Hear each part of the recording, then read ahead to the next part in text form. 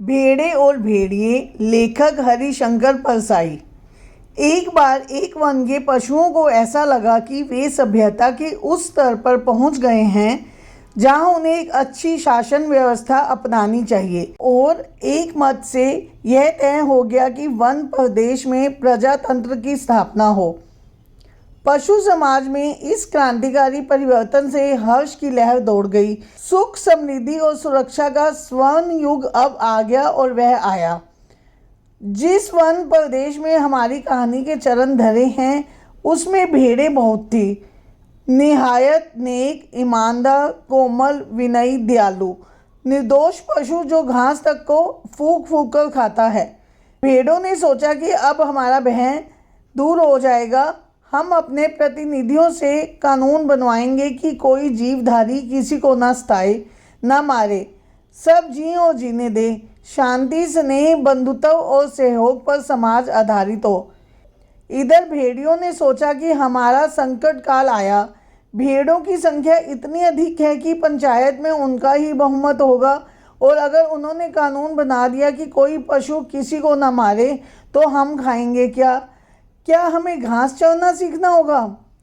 ज्यों-ज्यों चुनाव समीप आता, भेड़ों का उल्लास बढ़ता जाता।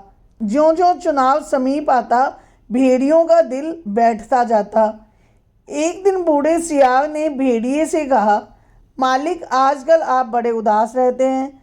हर भेड़िए के आसपास 2-4 सियार रहते ही हैं। जब भेड़िया अपना शिकार खा लेता है, तब ये सियार हड्डियों में लगे मांस को कुतर कर खाते हैं और हड्डियां चूसते रहते हैं। ये भेड़िए के आसपास दुम हिलाते रहते हैं, उसकी सेवा करते हैं और मौके बेमौके हुआ हुआ चिल्लाकर उसकी जय बोलते हैं। तो बूढ़े सियार ने बड़ी गंभीरता से पूछा, महाराज, आपके मुख चंद्र पर चिंता के मेघ क्यों छाए हैं? खैर, भेड़िए ने कहा, तुझे क्या मालूम नहीं है कि वन प्रदेश में नई सरकार बनने वाली है? हमारा राज तो अब गया। सियार ने दांत निपोड़ कर कहा, हम क्या जाने महाराज, हमारे तो आप ही माई बाप है। हम तो कोई और सरकार नहीं जानते। आपका दिया खाते हैं, आपके गुण गाते हैं। भेड़िए ने कहा, मगर अब समय ऐसा आ रहा है कि सूखी हड्डियां भी चबाने को नहीं मिलेंगी। सियार सब जानता था, मगर जानकर भी न जानने का नाटक करना ना आता तो सियार शेर न हो गया होता। आखिर भेड़िए ने वन प्रदेश की पंचायत के चुनाव की बात बूढ़े सियार को समझाई और बड़े गिरे मन से कहा, चुनाव अब पास आता जा रहा है, अब यहाँ से भागने के सिवा कोई चारा नहीं, पर जाएं भी कहाँ? सियार ने कहा, मालिक, सर्कस में भर्ती हो जाइए। भेड़िए ने कहा, अरे वहाँ भी शेर और रीछ को तो ले लेते हैं, पर हम इतने बदनाम हैं कि हमें वहाँ भी कोई नहीं पूछता। तो सियार ने खूब सोचकर कहा, अजायब घर में चले जाइए। भेड़िए ने कहा, अरे वहाँ भी जगह नहीं है, सुना है वहाँ तो आदमी रखे जाने लगे हैं। बूढ़ा सियार अब ध्यान मगन हो गया। उसने एक आंख बंद की, नीचे के होंठ को ऊपर के दांत से दबाया और एकटक आकाश की तरफ देखने लगा।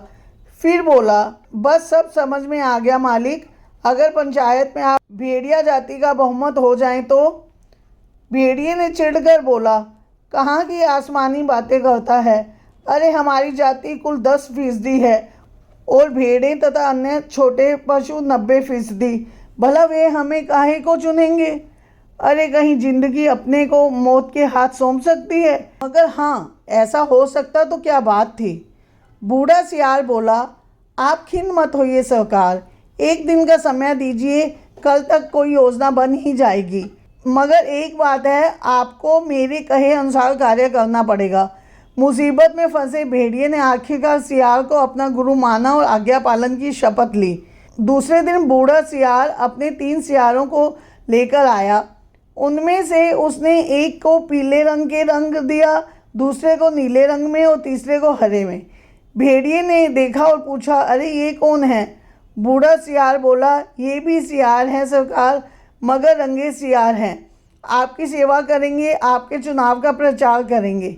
भेड़िए ने शंका की, मगर इनकी बात मानेगा कौन? ये तो वैसे ही छल कपट के लिए बदनाम हैं।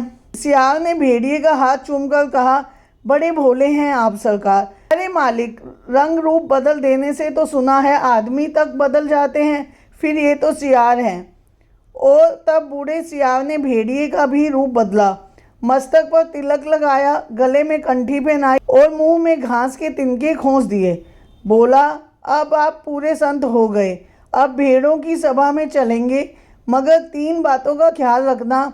अपनी हिंसक आंखों को ऊपर मत उठाना, हमेशा ज़मीन की ओर देखना और कुछ बोलना मत, नहीं तो सब पोल खुल जाएगी और वहाँ बहुत सी भेड़ें आएंगी, सुंदर सुंदर, मुलायम मुलायम, तो कहीं किसी को तोड़ मत खाना। भेड़िए ने पूछा, लेकिन ये रंगे सियार क्या करेंगे, ये किस काम आएंगे? बूढ़ा सियार बोला, ये बड़े काम के हैं, आपका सारा प्रचार तो ये ही करेंगे, इन्हीं के बल पर आप चुनाव लड़ेंगे। यह पीला वाला सियार बड़ा विद्वान है, विचारक है, कवि भी है, लेखक भी। यह नीला सियार नेता और पत्रकार है, और यह हरा धर्मगुरु। बस अब चलिए। जरा ठहरो, भेड़िए ने बूढ़े सियार को रोका। कवि, लेखक, नेता, विचारक, ये तो सुना है बड़े अच्छे लोग होते हैं, और ये तीनों? बात काटकर सियार बोला, ये तीनों सच्चे नहीं हैं, रंगे हुए हैं महाराज।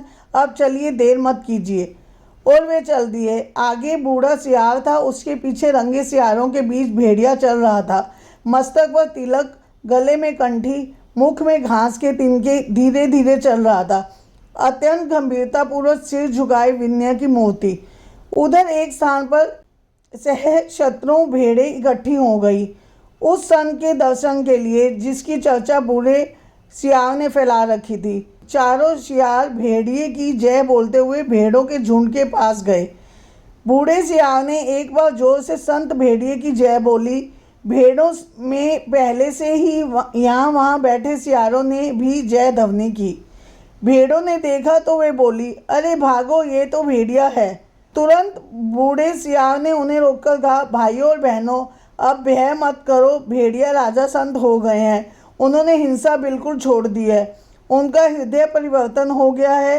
वे आज 7 दिनों से घास खा रहे हैं, रात दिन भगवान का भजन परोपकार में लगे रहते हैं। उन्होंने अपना जीवन जीव मात्र की सेवा में अर्पित कर दिया है। अब वे किसी का दिल नहीं दुखाते, किसी का रोम तक नहीं छूते। भेड़ों से उन्हें विशेष प्रेम है। इस जाति ने जो कष्ट सहे हैं, उनको याद करके कभी कभी भेड़िया संत की आंखों में आंसू आ जाते हैं। उनकी अपनी भेड़िया जाति ने जो अत्याचार आप पर किए हैं, उनके कारण भेड़िया संत का माथा लज्जा से जो झुका है सो झुका ही हुआ है, परंतु अब वे शेष जीवन आपकी सेवा में लगाकर तमाम पापों का प्रायश्चित करेंगे। आज सुबह की ही बात है, एक मासूम भेड़ के बच्चे के पाँव में कांटा लग गया, तो भेड़िया संत ने उसे दांतों से निकाला, दांतों से। पर जब वह बेचारा कष्ट से चल बसा, तो भेड़िया संत ने सम्मान पूर्वक उसकी अंत्येष्टि क्रिया की। अब तो वे सर्वस्व त्याग चुके हैं। अब आप उनसे भय मत करें, उन्हें अपना भाई समझें। सब मिलकर बोलो, संत भेड़िया की जय हो। भेड़िया जी अभी तक उसी तरह गर्दन डाले विनय की मूर्ति बने बैठे थे। बीच में कभी कभी सामने की ओर इकट्ठी भेड़ों को देख लेते और टपकती हुई लार को गुटक जाते। बूढ़ा सियार फिर बोला, भाइयों और बहनों, मैं भेड़िया संत से अपने मुखार विंद से आपको प्रेम और दया का संदेश देने की प्रार्थना करता, पर प्रेमवश उनका हृदय भर आया है। वे गदगद हो गए हैं और भावातिरेक से उनका कंठ अवरुद्ध हो गया है। वे बोल नहीं सकते। अब आप इन तीनों रंगीन प्राणियों को देखिए। आप इन्हें ना पहचान पाए होंगे, पहचाने भी कैसे? ये इस लोक के जीव तो है ही नहीं, ये तो स्वर्ग के देवता हैं जो हमें संदूपदेश देने के लिए पृथ्वी पर उतरे हैं। ये पीले विचारक हैं, कवि हैं, लेखक हैं, नीले नेता हैं और स्वर्ग के पत्रकार हैं, और हरे वाले धर्म गुरु हैं। अब कविराज आपको स्वर्ग संगीत सुनाएंगे। हाँ कवि जी। पीले सियार को हुआ हुआ के सिवा कुछ और तो आता ही नहीं था। हुआ हुआ चिल्ला दिया। शेष सियार भी हुआ हुआ बोल पड़े। बूढ़े सियार ने आंख के इशारे से शेष सियारों को मना किया और चतुराई से बात को यूं कहकर संभाला, भाई कवि जी तो कोरस के गीत गाते हैं, पर कुछ समझे आप लोग? कैसे समझ सकते हैं? अरे कवि की बात सबकी समझ में आ जाए तो कवि काहे का महान। कह रहे हैं कि जैसे स्वर्ग में परमात्मा वैसे ही पृथ्वी पर भेड़िया। हे भेड़िया जी महान, आप सर्वत्र व्याप्त हैं, सर्वशक्तिमान हैं। प्रातः आपके मस्तक पर तिलक करती है, सांझ को उषा आपका मुख चूमती है, पवन आप पर पंखा करती है और रात्रि में आपकी ही ज्योति लक्ष लक्ष खंड होकर आकाश में तारे बनकर चमकती है। हे विराट, आपके चरणों में इस शूद्र का प्रणाम है। फिर नीले रंग के सियार ने कहा, निर्बलों की रक्षा बलवान ही कर सकते हैं। भेड़ें कोमल हैं, निर्बल हैं, अपनी रक्षा नहीं कर सकती। भेड़िए बलवान है, इसलिए उनके हाथ में अपने हितों को छोड़ निश्चिंत हो जाओ। वे भी तुम्हारे भाई हैं, आप एक ही जाति के हो। तुम भेड़े, वह भेड़िया, कितना कम अंतर है। और बेचारा भेड़िया व्यर्थ ही बदनाम कर दिया गया है कि वह भेड़ों को खाता है। अरे खाते और हैं, हड्डियां उनके द्वार पर फेंक जाते हैं। ये व्यर्थ बदनाम होते हैं। तुम लोग तो पंचायत में बोल भी नहीं पाओगे। भेड़िए बलवान होते हैं, यदि तुम पर कोई अन्याय होगा तो डट कर लड़ेंगे। इसलिए अपने हित की रक्षा के लिए भेड़ियों को चुनकर पंचायत में भेजो। बोलो संत भेड़िया की जय। फिर हरे रंग के धर्म गुरु ने उपदेश दिया, जो यहाँ त्याग करेगा वह उस लोक में पाएगा, जो यहाँ दुख भोगेगा वह वहाँ सुख पाएगा, जो यहाँ राजा बनाएगा वह वहाँ राजा बनेगा, जो यहाँ वोट देगा वह वहाँ वोट पाएगा। इसलिए सब मिलकर भेड़िए को वोट दो। वे दानी परोपकारी है, संत है, मैं उनको प्रणाम करता हूँ। यह एक भेड़िए की कथा नहीं है, यह सब भेड़ियों की कथा है। सब जगह इस प्रकार प्रचार हो गया और भेड़ों को विश्वास हो गया कि भेड़िए से बड़ा उनका कोई हित चिंतक और हित रक्षक नहीं है। और जब पंचायत का चुनाव हुआ तो भेड़ों ने अपनी हित रक्षा के लिए भेड़ियों को चुना और पंचायत में भेड़ों के हितों की रक्षा के लिए भेड़िए प्रतिनिधि बनकर गए। और पंचायत में भेड़ियों ने भेड़ों की भलाई के लिए पहला कानून यह बनाया, हर भेड़िए को सवेरे नाश्ते के लिए भेड़ का एक मुलायम बच्चा दिया जाए, दोपहर के भोजन में एक पूरी भेड़ तथा शाम को स्वास्थ्य के ख्याल में कम खाना चाहिए, इसलिए आधी भेड़ ही दी जाए।